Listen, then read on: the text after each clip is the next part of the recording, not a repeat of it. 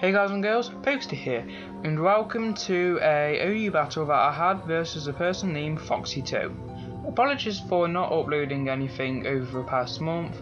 School has been really busy and I've had a lot of homework and exams and stuff like that, which is really unfortunate. However, now, because of the closure of VGC 2014, I am going to do a couple of battles and record them and narrate them and put them on YouTube just before 2015 comes out, as it'd be pretty nice as a closure, and then when the 2015 format is released, obviously, you know, get some battles with that with new megas.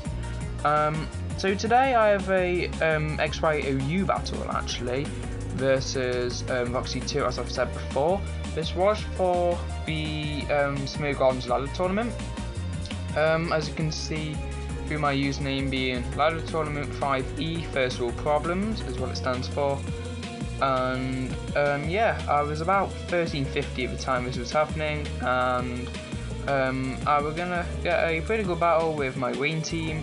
I actually tried out a stall team before, which actually was really successful, but you know, just in the end it was really hard to get ladder points because battles take forever, and if you lose one, then that's about half an hour of your time wasted, even if you have learnt something big. But yeah, today I have decided to bring a rain team. I actually had Star over Caldio at this point in time, and because, well, quite frankly, I was having problems with monsters like Pharaohthorn, even though +2 Mega Scizor can KO with superpower. Sometimes it's not likely that they'd stay in, and yeah, Caldio is a really good Pokemon that deserves to see a little bit more usage. I also didn't have Defog actually on Latias, which you might think that might have been a problem because he had Galvantula, or you just have to see, because my opponent is running, I'm going to say like a like a balanced team, I guess. I mean, he has Galvantula to set up the hazards basically, Sticky Web, like Greninja, excuse me, Quagsire being the bulky ass wall that it is, Gengar to be his offensive attacker, etc. So without further ado, I'm just going to get right into the battle.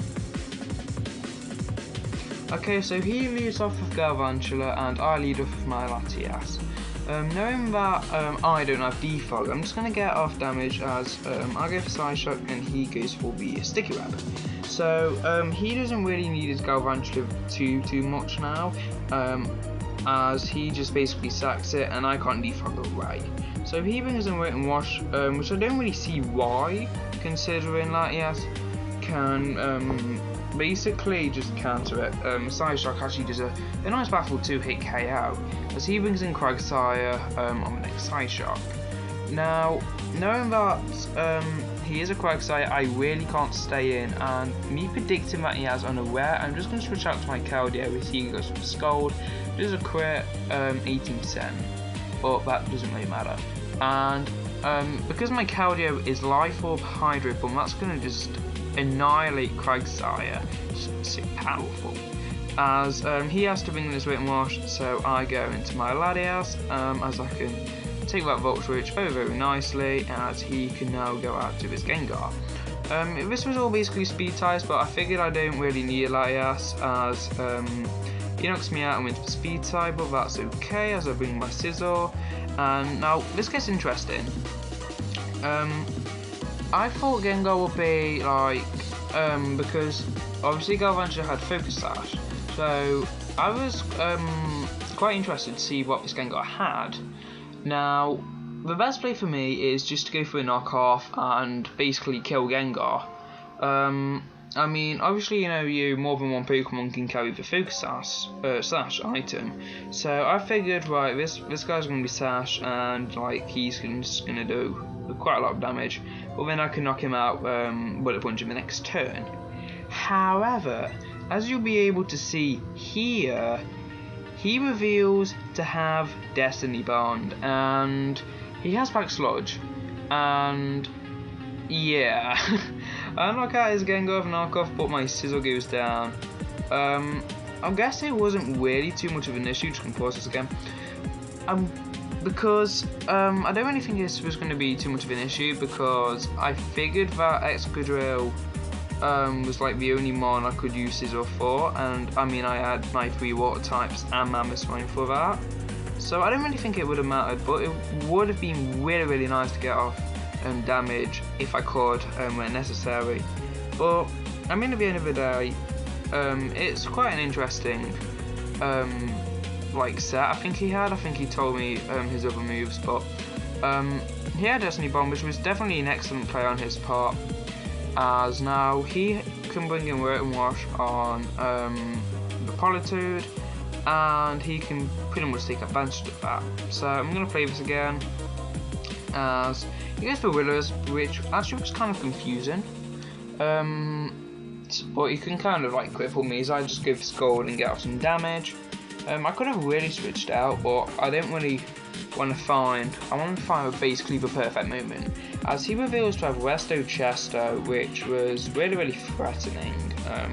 Okay, crit with Scald, which is pretty nice, as he finally decides to go for Volt Switch, and Politude basically eats that up as he goes into a Zard, as Scald does a hell of a lot. It doesn't KO, but it does a lot, as he reveals to be Zardex, which makes sense as he can knock out Toad, and because I'm Damp Rock, I can now bring in Kabutops and basically knock him out with the Waterfall, because I'm at +1 still because it's Swift Swim. And this is like where we starts to get interesting, okay? So, I'm just going to pause this. As you can see, I had to switch out.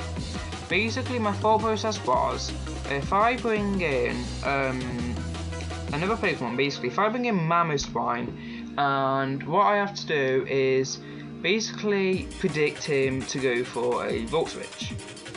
And which is great because I can bring in Mammothswine, because it hasn't seen any play yet and no hazards are on my side of the field, I can bring in Mammothswine and basically take a hit. I then have to predict him to go for a Hydro Pump, and so I can go for Endeavour and then Ice Shard to knock him out. You can't really switch to Excadrill because after I got him to 1% anyway, because if he did that, he would lose the game because Kabutops will knock him out, well, both Excadrill and Wet and Wash basically with Aqua Jet. But I had to then go for Ice Shard in order for Aqua Jet to KO, so we're just going to see that real quick.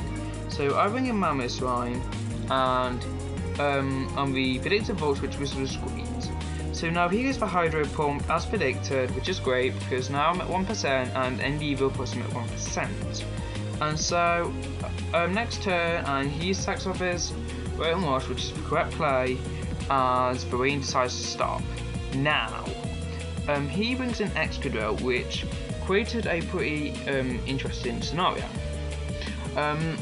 Basically, I thought Excadrill was going to be like a Life Orb set, or even like, I don't know, like potentially like Assault Vest or Choice Scarf variant.